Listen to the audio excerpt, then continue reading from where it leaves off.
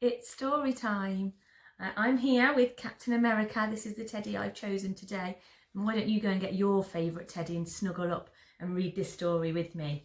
We've got today The Smeds and the Smoos, and it's by our favourite author, Julia Donaldson. You ready? Let's go.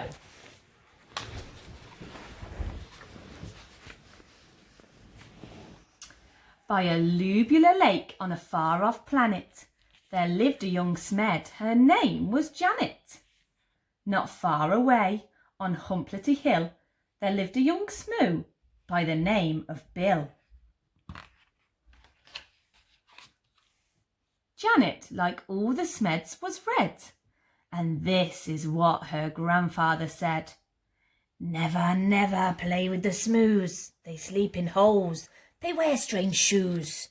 They jump about like kangaroos. Never, never play with the Smoos." Bill, like the other Smoos, was blue, and these were the words of Grandmother Smoo. "Never, never play with the Smeds. They have strange hair upon their heads. They sleep in funny things called beds. Never, never play with the Smeds."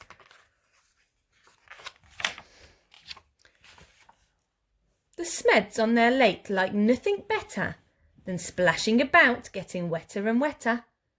But Janet grew bored with this watery play, and early one morning she tiptoed away. The Smoos jumped about on their Humplety Hill. They bounced up and down and never stood still. But Bill was beginning to think, this is boring. So early one morning he set off exploring. Janet met Bill in the Wirpula Wood, where the truckles grew tall and the glumpom smelled good. The two rubbed antennae and played all day long. She told him a story. He sang her a song. Then they climbed to the top of the Gerberry Coot and nibbled its juicy and jellyful fruit.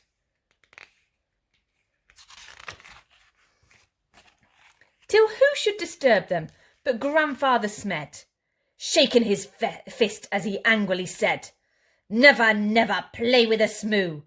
You're such a nasty shade of blue. For the 100th time I say to you, never, never play with a Smoo." Grandmother Smoo was close behind, and this is how she spoke her mind. "Never, never play with a Smed. They're such a dreadful shade of red. I'll say again, and as I've always said, never, never play with a Smed." Years went by on the far-off planet. Janet missed Bill, and Bill missed Janet. But off they crept whenever they could to sing and play in Wirpula Wood.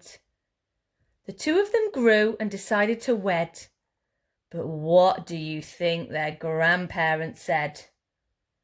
"Never, never marry a Smoo.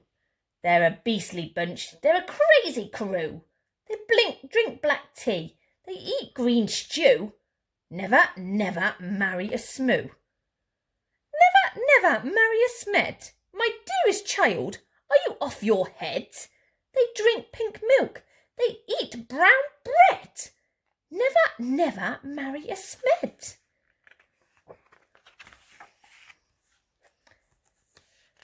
Janet and Bill stole out that night while their families slept and the squoon shone bright. They clambered into the Smed's red rocket. Grandfather Smed had forgotten to lock it. Bill pressed the button and Janet steered. When their families woke, they had both disappeared. The Smeds said, "Your Bill must have stolen our Janet and taken her off to a distant planet."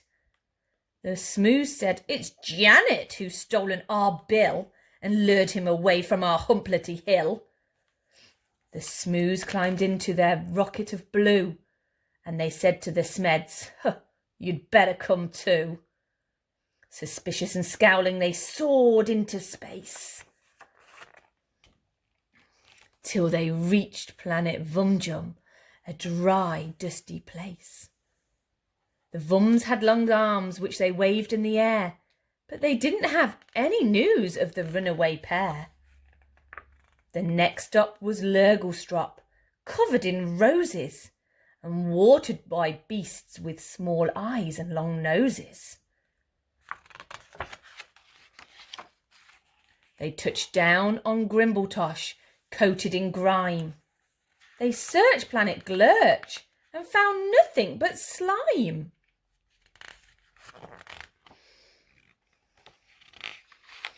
One morning the Smoos found out they'd run out of tea, so the Smeds shared their milk, which was as pink as could be. Then Grandfather Smed said, "My hair needs a trim," and Grandmother Smoo kindly cut it for him. They landed on Skloop, where the Skloopies wore kilts, then flew to Klaboo, where the Klabs walked on stilts. They searched all year long, and they searched longer still, but they didn't find Janet, and they didn't find Bill. "Alas," said the Smoos, and the Smeds said, "Alack! We have failed in our quest. We had better turn back." So they turned and flew home to their very own planet. And far down below them, they saw Bill and Janet. The rocket touched down and they ran to the wood where the truckles grew tall and the glumpom smelled good. And there in the glade by the rocket of red were the runaway Smoo and the runaway Smed. They'd got lost and flown home again, only to find that all of the others had left them behind. There was joy, jam and jumping. Then Janet said, "Maybe you'd like to make friends with our dear little baby." A baby? A red one? A blue one? But no. The baby was purple from head to toe.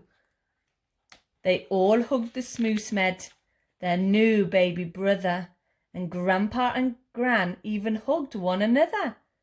They laughed and they splashed and they danced with delight, and they played with that baby from morning till night.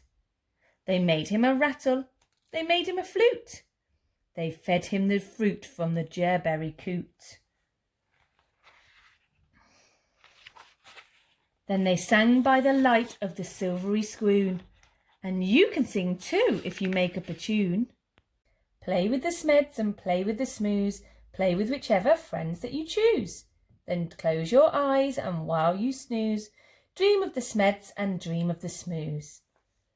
And that's the end of our story.